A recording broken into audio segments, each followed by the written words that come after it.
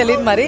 But I think brother అనుకుంటున్నా, ఎందుకంటే brother ఇది కొంచెం సాఫ్ట్గా చెప్తారు కాబట్టి, అంటే మా బ్రదర్స్ కూడా అలానే చెప్తారు. సో అట్లా. రీతు చౌదరి ఏడుస్తుంది కదా డెమోన్ పవన్ కూర్చున్నప్పుడు, సో ఎలా అనిపించింది ఆ సీక్వెన్స్ మీకు? ఏడుస్తుంది మొన్నటి గురించి, మొన్న ఏడ్చింది దాని గురించి చెప్తున్నారా? అది ఎలా అనిపించింది అంటే కొంచెం నటన అనిపించింది నాకు కూడా. అంటే వాడు చూస్తున్నాడు అనమాట, పవన్ చూస్తున్నాడు ఏడుస్తుంది, పవన్ చూస్తున్నాడు ఏడుస్తుంది, సడన్గా మన అలా ఎలా అయిపోద్ది అర్థమవుతుందా? అది నాకు కొంచెం నవ్వు అనిపించింది. సో పర్లేదులేండి, ఎనీవే మంచి యాక్టర్ ఉన్నారు మన పాపలో, ఉండాలి.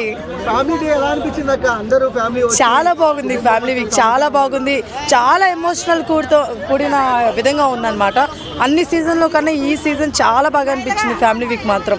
ఎందుకంటే ప్రతి ఒక్క పర్సన్ ఎంటర్ అయిన ప్రతి ఒక్క పర్సన్ కూడా చాలా ఎమోషనల్గా ఉంది, మనకు కనెక్ట్ అయ్యే విధంగా ఉంది. ఏదో మన ఫ్యామిలీని నిజంగా మనం మిస్ అయితే వాళ్ళు వస్తే ఎలా ఉంటుందో అలా అనిపించింది నిజంగా నాకు.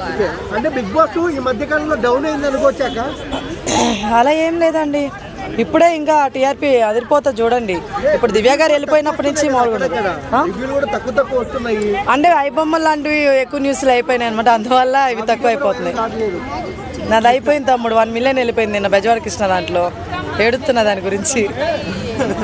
ఆయన దాంట్లో వెళ్ళిపోయిందని ఏడుపు కాదు, దాంట్లో గొడవ కూడా ఇంక్లూడ్ అయింది, అది కూడా పెట్టేశాడు మనోడు. అట్లా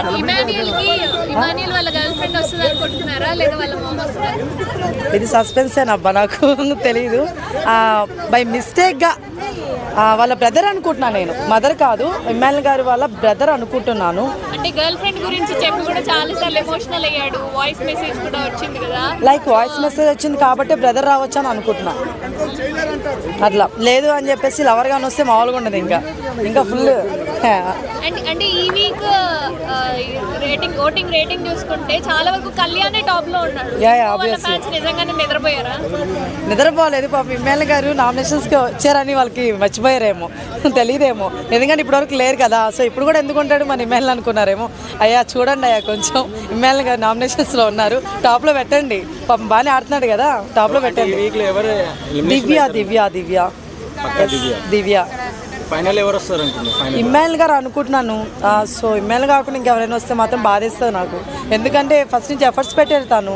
సో అలాంటి ఎఫర్ట్స్ పెట్టిన పర్సన్ రాకుండా ఇంకెవరైనా అంటే కొంచెం చాలా బాధాకరంగా ఉంటుంది. బట్ ఓకే, తనుజ గారికి కూడా వస్తే పర్లేదులేండి పాపం, ఎందుకంటే ఏడ్చింది కదా, ఎన్నిసార్లు ఏడ్చింది, దానికోసమైనా ఇవ్వచ్చు పాపం. అంటే ఎమోషన్ కదా అబ్బా, తను ట్రూ ఎమోషన్స్ చూపించింది. సుమన్ శెట్టి గారు వస్తే వర్త్ అనేది పక్కన పెడితే చాలా మంది ఇండస్ట్రీ వాళ్ళు బయటకు వస్తారు నా ఫీలింగ్. చాలా మందికి హోప్లెస్ అనమాట, చాలా మంది మనకి ఇంకా లేదులే, బయట వాల్యూ లేదు, చాలా మంది కొత్త వాళ్ళు వస్తారు, మనం తీసుకోవడానికి చాలా మంది ఉన్నారు పాత వాళ్ళు. సో వాళ్ళందరికీ లేదు, మనకి ఒక ఛాన్స్ ఉంది.